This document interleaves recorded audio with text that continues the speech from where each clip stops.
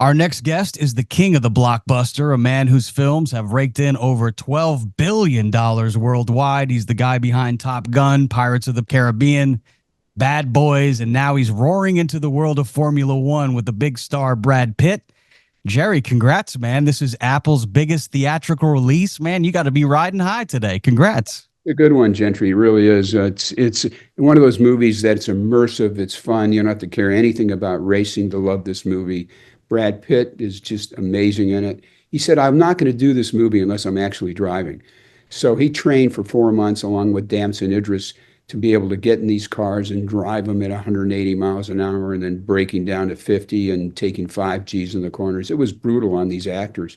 But you know what? We had 15 camera angles on the car, 4 at a time. We had a special camera that can actually pan from Brad's face to a car passing him. Apple financed the movie, and we have 2 actual iPhone enhanced cameras that are put in 2 cars in 9 of the races, 2 of the actual F1 drivers driving them. So you're seeing them go at 220 miles an hour in some of the point of views. So it's spectacular, but again, it's not about the racing. You don't have to care anything about racing to love this movie. It's about a character journey. It's Rocky on steroids. And Damson Idris is going to be a huge star. He's amazing in this. He was in Snow.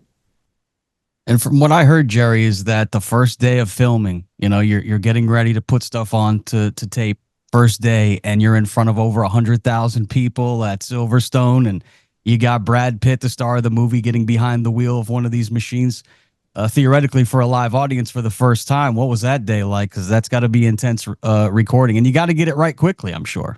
Well, he wasn't nervous. I was. So he got 140,000 live people watching. They didn't know he was in the car.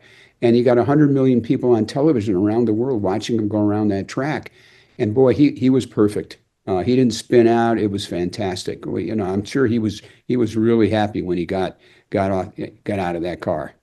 And what's the technical challenges when you're trying to film something when you have a moving object that I think you guys are going like 200 miles an hour plus, right, in the cars? Yeah, he was going 180 on some of the straights. What we did is they trained for 4 months. We had 15 camera angles around the car, 4 at a time. It's something that it's so immersive. You feel like you're actually driving the car.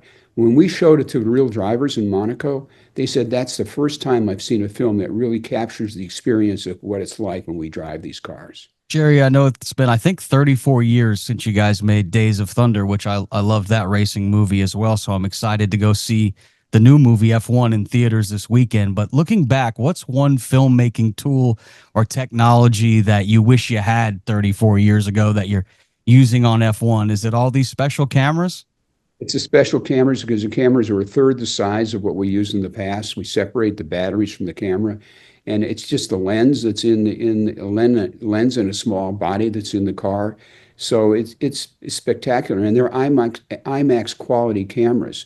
So you're getting the most amazing experience when you're watching this movie.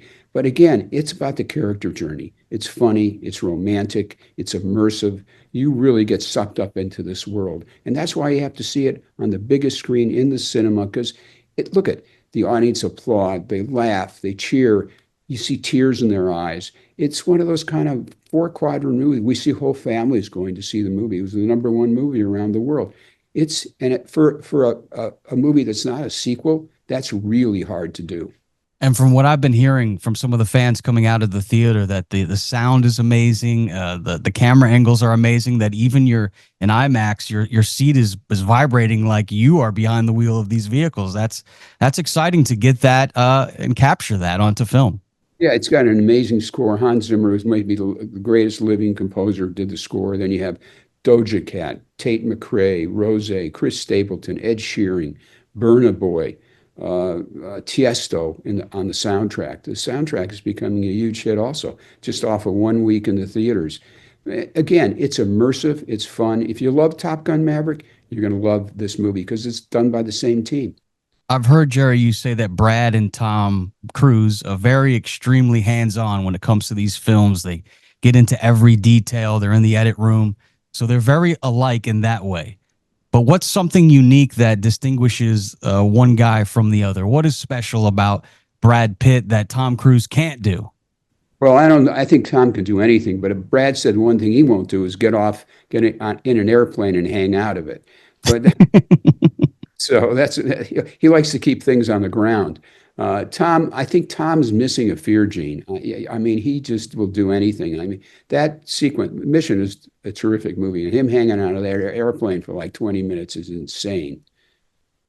Yeah, they're both very talented. So you've been blessed to work with some great actors. And speaking of a great actor, who I think, in my opinion, in my view, Jack Sparrow, one of the greatest characters that was ever created on screen. Is there anybody that you can think of a character that might match the character of Jack Sparrow, or someone in one of your movies or in other film history who could match that character in your opinion? I don't think anybody can. It's a character he created whole cloth. He had his first child. He was watching a lot of cartoons. It's a little bit of Pepe Le Pew and Keith Richards. Is that how that character came to life? It was not on the page the way it was written. He put all the gold teeth in. He put the swagger in. You weren't sure if he was straight or gay or drunk or what. But that's Johnny. He's a master. He's an amazing actor. Look at between Johnny, Brad, and Tom, and some of the other great Will Smith that I've worked with. They're really gifted, and that's why they're in these movies because they're really talented. I'm just lucky enough to be able to work with them. I can't look at Keith Richards the same now. All I think about is him drinking rum and being a pirate every time I see Keith now. But that's amazing that they came up with that. And did that happen right away on the set, that Johnny came in with this completely prepared, or is this something that happened over weeks, over months, or was it just like that?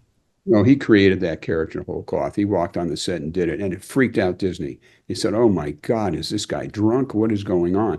And so we had to cut some sequences together to make him understand the humor and the fun of the character. And there is some scripts I heard that are running around and some reboots. Will there be a Pirates sequel? Another Yep, one? we're trying. We're trying. We'll get there. I'm just running around right now promoting F1 the movie. Again, it is thrilling. You don't have to be a race fanatic to see this movie. It's women love it as much as men. And I think that this is some of the first time you'll ever see these kind of shots on cinema. Just seeing some of the highlights from the film, these cars when they wreck, and the camera follows the entire process of the accident. There's also love in this, and then the competition within F1. I know that that's a brand that's very protective of their brand. So how hard was it to get F1 on board to allow you guys to do this movie? It was a year's process to convince F1 to let us lean in and be the 11th team. There are 10 teams, two drivers to each team. It's the only sport in the world where your teammate is your competitor. And that's really unusual. But what happened, we had to convince the teams of is they weren't going to be the villains. Mercedes built our car, and Mercedes and Red Bull were having a real competition this season. We shot it. So the Red Bull was for sure going to be the villain. And we had to convince them, no, you're not the villain. It's the competition between our two drivers. That's what the story is about. And look, they leaned in, and the drivers, when they saw it in Monaco, said that that's the first time they've seen a movie that actually shows the experience of what it's like driving one of these cars. You talked about the music that plays such a big role in all your movies, and a lot, even the themes from all your films. Top Gun, I think, a Danger Zone back in those days, and Kenny Loggins, and then those great Pirates themes, and Doja Cat is now on the soundtrack for this particular movie. But we actually have a site here called Audio Swamp where we have over 3,000 cuts that we make for the content that we create, and we're all musicians here and radio guys. What's some advice you would give to us if we want to be the next Hans Zimmer and score a movie? We have the product. What should we do with all of this content we've created to get it seen and heard? Because I'm really proud of what we've been working on for the last 5 years. Well, it's always about the melodies. That's it. You take great melodies, cut interesting visuals to them. You'll have something really special. That's what Hans does. And all these artists have written really big hit songs. It was done by Atlantic Records. Kevin Weaver, who curated and put together the soundtrack along with Joe and myself. It was really a lot of fun putting it together. But the real fun is when you see a scene and you hear Hans's music. It's romantic, it's enveloping, it's emotional. You really feel something. Look we're in the transportation business. We take you inside a world you'll never be a part of and show it how it really is. And that's what F1 the movie is. Go see F1 the movie in theaters now and breaking the box office. You continue to impress us, Jerry. Thank you so much for your time. I appreciate you coming on, buddy. Thanks, Gentry. Appreciate you having me. Download it wherever you get your podcasts.